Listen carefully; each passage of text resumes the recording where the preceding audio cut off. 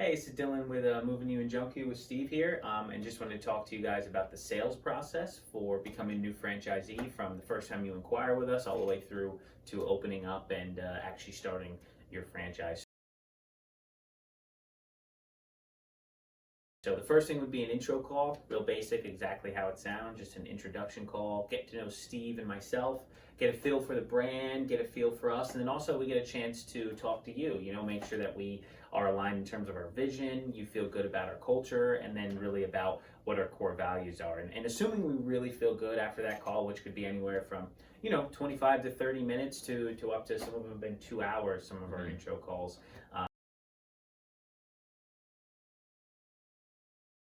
From there, what we do is the next step, which is really important, obviously, is getting financially pre-qualified. So whether it's through a different service that you already have, filling out our application, or going to a third party that we recommend, just making sure that we're both on the same page about what the actual pre-qualifications are for, the financial side. You just don't want to, we don't want to waste your time, if it's something that you can't necessarily swing at this moment. And then, same thing for us. Obviously, we don't want to waste time if there's no reason. After that, what we would do, and that would be probably the first week or so, over the next 10 days, we would do what's called a territory review call. So what we would do is do a live video conference chat where we would do our own research and kind of give you an idea of what we think makes the most sense, where your warehouse would be, kind of what your focus would be in your new local market, and you would give us feedback based on your knowledge of the market. So you're going to know better about the area than we do. But we're going to give you kind of our insight of what we think makes the most sense based on kind of what we're seeing on a demographic basis, and then just kind of also on a geographic basis too. You want to be close to major highways, sure. Things like that. We're essentially going to make the framework for what your business is going to look like, right. And we do this early on in the process, so you can start to brainstorm about where you exactly want to be. Like Dylan said, what major routes you want to be near, the whole 9 yards. So that call and that breakdown is to really get a painted picture of what your franchise location is going to look like. And that first call could turn into a second one if we're not on the same page. And I think that's really important. If we say, hey, this is where I think makes sense, and you go, look, guys, I know it sounds good, but here's why I don't think it makes sense. And then we kind of have a discussion about, okay, well, that sounds good. Let's kind of shift over to this part of the area, or something of that nature. Mm-hmm. The nice thing is that since we're not choosing prime real estate, we're just trying to be in an area that makes sense for where we're servicing. Sure. So it doesn't have to be, exactly the perfect spot where most of your service is. You want to make sure it makes sense financially too, where you're going. So then the next thing, over the next week or two, would be a discovery day where you come out here to Westchester, Pennsylvania, get a chance to meet us, get a chance to meet our sales team, kind of get a vibe for what it's like, here at Moving You and Junkie. And, from there, basically, we would give you your FDD, and then there's a 2-week cool down period, obviously, where you have to take a look at the FDD, and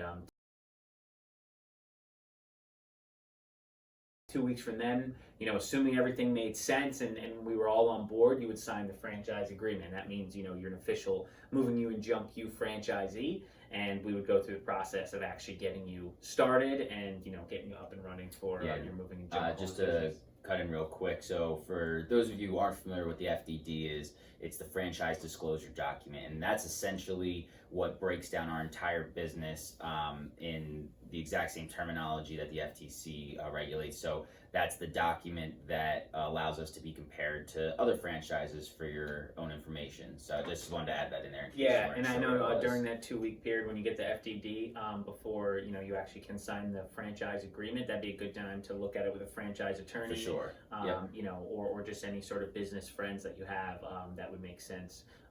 Just to give a chance to review it. It's not written to confuse. It's supposed to have everything laid out simply. But having that lawyer or someone who has dealt with those types of contracts before just helps to kind of figure out what exactly the terminology means. But it really isn't meant to confuse. It's just to lay everything on the table so you can see exactly the numbers we're working with, what our processes and protocols are, and the whole 9 yards. Yep. Awesome. Yeah, and then after that, so let's say that takes about 30 to 35 days. Our goal would be over the next month to 2 months. 60 days is kind of our goal. We think it can even be quicker. It really just depends on trucks to actually get you opened up. For sure. So assuming you sign the franchise agreement, the first thing we're going to do is order trucks. So we already have somebody that we work with that can help you pre-order those trucks.